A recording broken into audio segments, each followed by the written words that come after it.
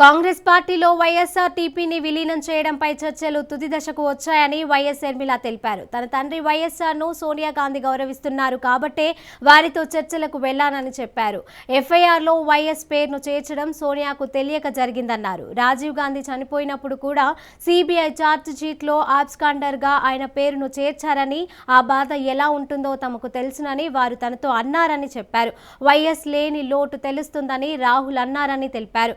కేసీఆర్ అవినీతి పాలనను సాగనంపేందుకే సోనియాతో చర్చలు జరిపానని తెలిపారు.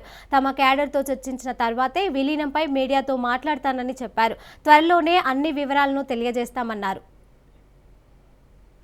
విగ్రహం దగ్గర నిలబడి రాజశేఖర్ రెడ్డి గారి ఆత్మ సాక్షిగా మీకు తెలియాల్సిన విషయం ఉంది కాబట్టి నిజం చెప్తోంది రాజశేఖర్ రెడ్డి బిడ్డ. నేను సోనియా గాంధీ గారిని, రాహుల్ గాంధీ గారిని కలవడం జరిగింది. 4 గోడల మధ్య జరిగిన సంభాషణ వాస్తవానికి నేను బయట మాట్లాడకూడదు, సంస్కారం కాదు. కానీ వాళ్ళు నన్ను క్షమించాలి. ఈరోజు నేను ఈ విషయం చెప్పకపోతే రాజశేఖర్ రెడ్డి గారి అభిమానులకు తెలియాల్సిన నిజం తెలియదు కాబట్టి ఈ విషయం నేను చెప్పాల్సి వస్తుంది. వాళ్ళు నన్ను క్షమించాలి.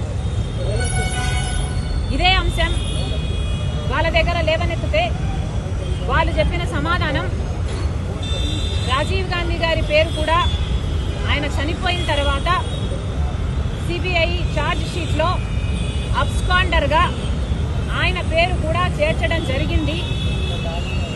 మాకు ఆ బాధ ఎలా ఉంటుందో మాకు తెలుసు.